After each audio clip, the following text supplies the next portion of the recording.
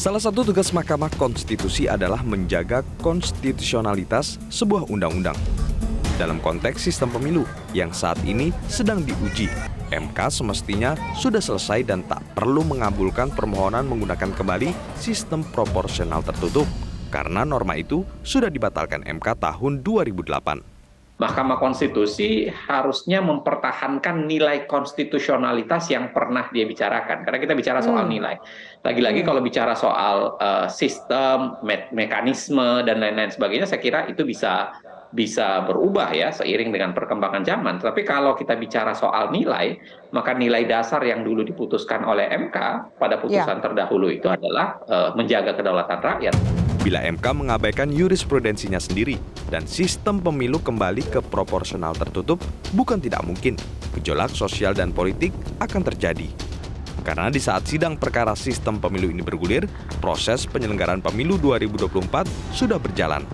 Kalau ibaratkan sepak bola, kick off pemilu ini kan sudah dimulai dari tanggal 14 Juni. Ya, semua pemain sudah dikasih nomor punggung, ya. 18 itu kan sudah ada nomor patahnya masing-masing. Dan kemudian sudah ada di lapangan sekarang ini, udah main bola gitu. Nah, tapi tiba-tiba harus dientrop dengan peraturan baru, itu kan semua nanti akan membuat kekisruhan. Sidang perkara uji materi sistem pemilu baru digelar lagi Kamis pekan depan dengan agenda mendengarkan keterangan dari KPU dan sejumlah partai politik yang telah mengajukan diri sebagai pihak terkait. Tim Liputan, Metro TV.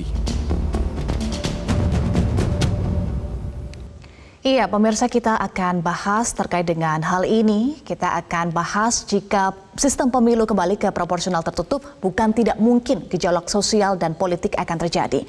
Lalu bagaimana menjaga marwah kedaulatan rakyat yang menginginkan memilih calon karena sosok? Kita akan membahasnya bersama dengan Koordinator Komite Pemilih Indonesia, Jerry Sumampo. Selamat pagi, Pak Jerry. Selamat pagi, Mbak Eva. Iya, Pak Jerry. Salam sehat juga untuk Pak Jerry dan juga pemirsa. Pak Jerry, mengapa masih ada yang menginginkan dipakainya sistem proporsional tertutup, padahal norma tersebut sudah dibatalkan oleh Mahkamah Konstitusi pada tahun 2008 lalu? Ya, saya kira dalam politik ya, apalagi kalau kita kaitkan dengan partai politik itu sendiri, itu tidak ada kata stop ya, atau tidak ada kata berhenti. Dan kita tahu sebetulnya wacana tentang terbuka dan tertutup itu selalu ramai dalam setiap perhelatan pemilu kita. Dan memang ada partai di DPR yang sejak dulu menginginkan atau kita tetap kita tetap menggunakan sistem tertutup sebagaimana yang dulu pernah terjadi ya. Jadi sebetulnya wacana itu tidak pernah mati ya, meskipun putusan MK yang lalu memutuskan kita pakai prinsip sistem terbuka gitu ya.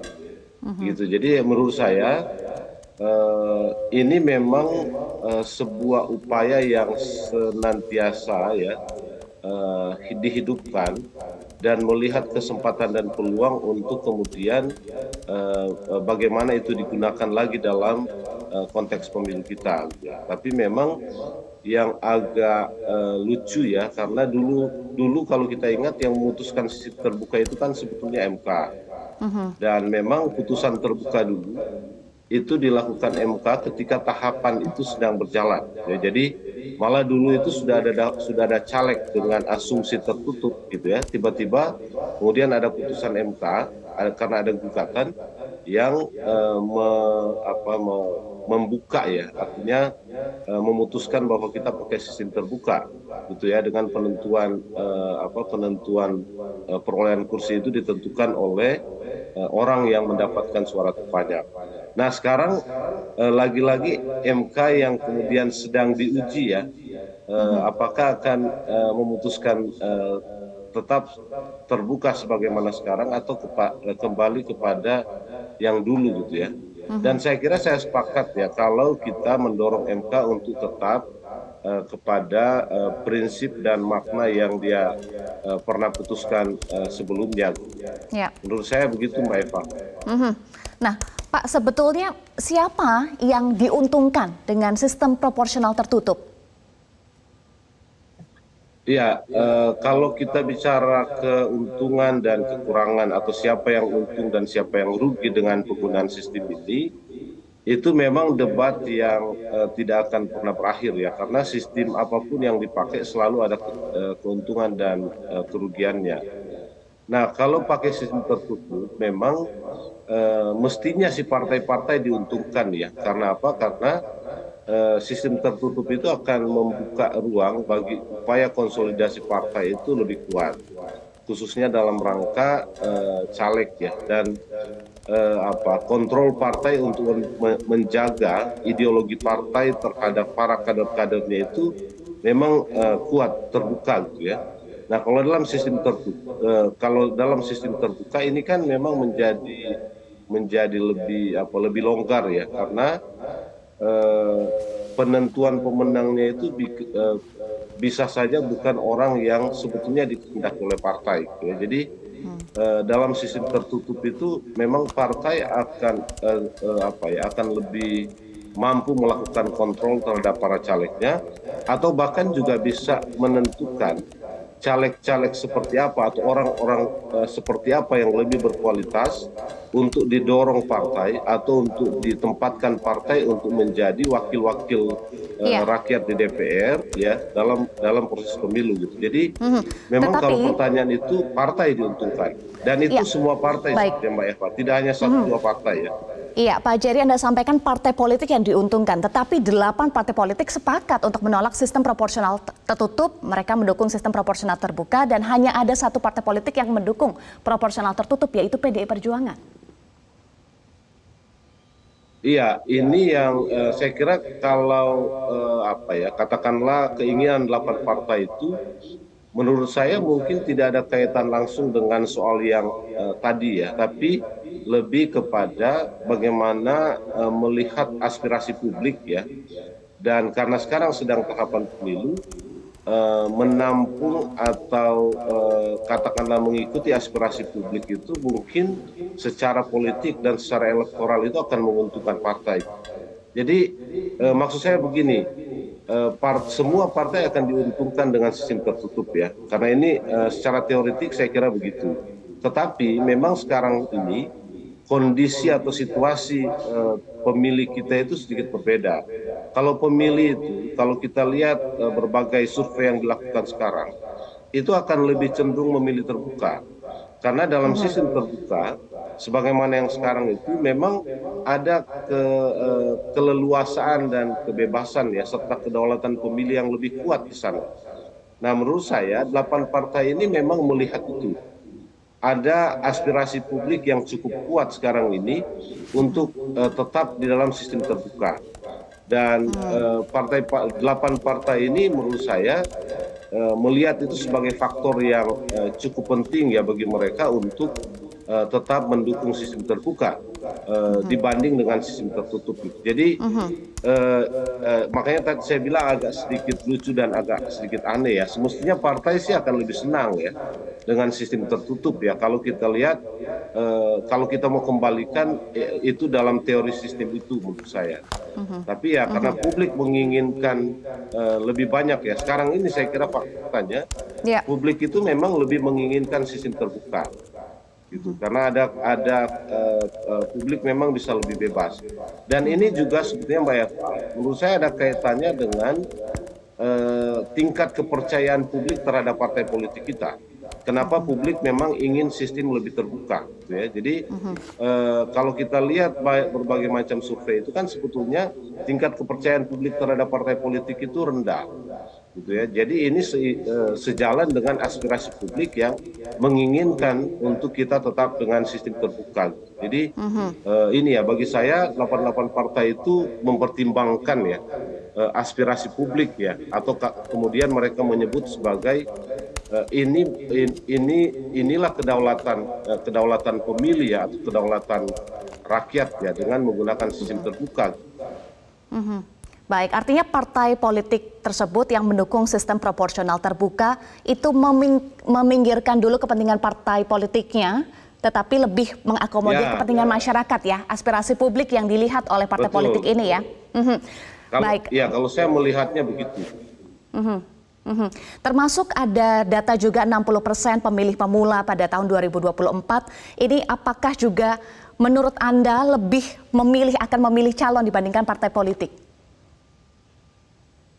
Iya, saya kira aspirasi umum pemilih kita sekarang ya, baik pemilih pemula atau pemilih yang bukan pemula, itu lebih cenderung kepada sistem terbuka. Dan ini saya kira sudah ditujukan oleh berbagai macam survei. Dan juga kalau kita pergi kemana-mana ya, kita ketemu dengan teman-teman milenial, teman-teman muda gitu ya. Dan kita bertanya tentang apa sistem yang mereka kehendaki ya, karena polemik tentang terbuka dan tertutup ini kan sudah agak lama ya. Memang lebih banyak yang kemudian cenderung memilih sistem terbuka. Gitu ya. Sistem terbuka itu memang juga lebih populer ya. Dan di satu sisi begini, ada keuntungan sistem terbuka sebetulnya. Dengan sistem terbuka itu sebetulnya pemilu itu juga akan tersosialisasi secara lebih masif dan luas. Karena yang akan bekerja, gitu ya. Karena yang akan bekerja itu adalah semua calon. Dan dalam sistem terbuka, kecenderungan calon itu akan lebih banyak. Artinya, kalau calon lebih banyak, ya kemungkinan untuk melakukan sosialisasi tentang pemilu kepada publik dan termasuk pada teman-teman muda itu akan lebih masif gitu ya. Tapi kalau dalam sistem tertutup dengan pengalaman beberapa kali pemilu kita selama ini, saya kira calon itu tidak akan banyak ya. Orang akan enggan menjadi calon dalam urutan-urutan nomor urut besar. Kalau kita bayangkan ada 8 atau 10 kursi di satu daerah pemilihan, saya kira hampir pasti orang akan mau menjadi calon kalau dia akan ditempatkan di nomor 1, 2, 3. Di atas itu kemungkinan untuk menjadi calonnya itu akan makin kecil ya. Karena apa? Karena dia tahu bahwa dia tidak akan dapat kursi. Ya, karena kemampuan partai untuk dapat kursi di setiap dapil itu kan sebetulnya rata-rata 2 ya. 3, 4 itu ada, tapi kan sedikit itu, rata-rata 2. Nah, maksud saya dengan sistem terbuka memang kita akan tertolong karena ada banyak agen-agen, saya sebut seperti itu ya, ada banyak orang-orang sebagai agensi yang datang kepada pemilih dan kepada masyarakat, termasuk pada generasi muda, untuk katakanlah mensosialisasikan tentang pemilu, sehingga memang kerja-kerja sosialisasi ini akan menjadi lebih masif dan jangkauannya itu akan menjadi lebih luas. Saya kira ini juga salah satu sistem proporsional terbuka bisa meningkatkan partisipasi penggunaan hak suara ya Pak Jerry? Ya, kemungkinan ke arah sana menjadi lebih terbuka. Ya. Karena kalau dalam sistem tertutup, saya kira yang akan bekerja lebih banyak itu hanya petinggi-petinggi partai, atau bahkan kalau ada caleg itu ya sebagian caleg, mungkin setengah dari sistem terbuka gitu ya. Karena itu tadi, karena logika tadi itu bahwa yang akan menjadi calon itu tidak akan banyak. Menurut saya ya, karena kita sudah tahu atau mereka sudah tahu, orang-orang sudah tahu. Dalam dapil itu partai-partai akan partai A atau partai B hanya dapat satu kursi atau bahkan tidak dapat kursi. Kalaupun dapat kursi itu ya paling sekitar 3 kursi paling banyak. Karena itu kalau 4 ditempatkan nomor urut 4, saya kira akan enggan mereka ya. Gitu. Jadi ini juga menurut saya satu catatan yang penting yang mesti dipertimbangkan oleh Mahkamah Konstitusi dalam memutus perkara yang sekarang sedang mereka uji itu. Baik, itu adalah keuntungan untuk pemilu, diprediksi bisa meningkatkan partisipasi penggunaan hak suara. Lalu untuk pemilih sendiri, keuntungan apa saja yang bisa didapatkan dengan sistem proporsional terbuka? Karena ada pendapat juga kalau sistem proporsional tertutup ini seperti membeli kucing dalam karung, Pak Jerry. Ya, kalau itu betul. Tapi sebetulnya tidak sepenuhnya ya. Karena begini, dalam sistem terbuka itu bukan berarti pemilih tidak dalam sistem tertutup, Dalam sistem tertutup itu bukan berarti pemilih tidak kenal calonnya. Karena dalam sistem tertutup calon-calon itu juga diumumkan. Misalnya kalau partai A mencalonkan 3 orang, nomor urut 1 siapa, 2 apa, 3 apa. Itu bisa dilakukan. Jadi tetap orang tahu atau pemilih tahu siapa yang akan dia pilih. Artinya kalau dia pilih partai ini lebih banyak, kalau ada 3 calon kemudian partai itu dapat kursi di dapil itu, 3 orang itu bisa dia sudah tahu siapa-siapa. Atau bahkan kalau ada lebih dari Baik. itu kan sebetulnya daftar itu bisa diumumkan. Jadi tidak ada Baik. masalah sebetulnya dengan itu ya. Tetapi memang dalam sistem terbuka lebih rumit, Mbak Eva, lebih rumit ya. Sistem terbuka ini memang membuat secara teknis itu lebih rumit, bagi pemilih juga lebih rumit karena banyak sekali caleg, dia harus memilih dari begitu banyak caleg ya dan partai. Begitu juga KPU sebagai penyelenggara pemilu, secara teknis itu memang akan ada kerumitan-kerumitan teknis ya karena surat suara akan menjadi lebih besar ya, cara menghitung dan merekapitulasinya itu juga akan makin rumit dan membutuhkan waktu yang panjang dan seterusnya gitu. Jadi kalau kita bicara siapa yang diuntungkan dengan sistem tertutup, sebetulnya penyelenggara pemilu seperti KPU juga diuntungkan ya, tidak hanya partai politik. Dan pemilih itu juga ada keuntungannya karena kerumitan itu akan menjadi lebih berkurang dibanding dengan sistem terbuka. Sebagaimana pengalaman kita dalam pemilu 2019 yang lalu ya kan, itu teknis TPS-nya itu memang rumit sekali, berlangsung panjang bisa sampai 2-3 hari. Dan kemudian menguras tenaga dan energi penyelenggara pemilu. Makanya ada banyak korban waktu itu. Baik, tetapi ada yang menyebut, Pak Jerry, singkat saja, bahwa sistem proporsional tertutup menjadi kemunduran demokrasi. Sepakatkah Anda, singkat saja?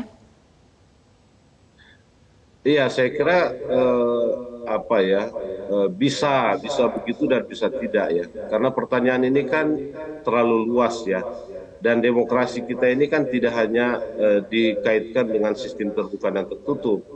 Karena dalam sistem terbuka, Mbak Eva, sebetulnya kalau kita bicara dalam kaitannya dengan kemunduran demokrasi, sistem terbuka itu memang memungkinkan politik uang itu menjadi makin lebar ruangnya.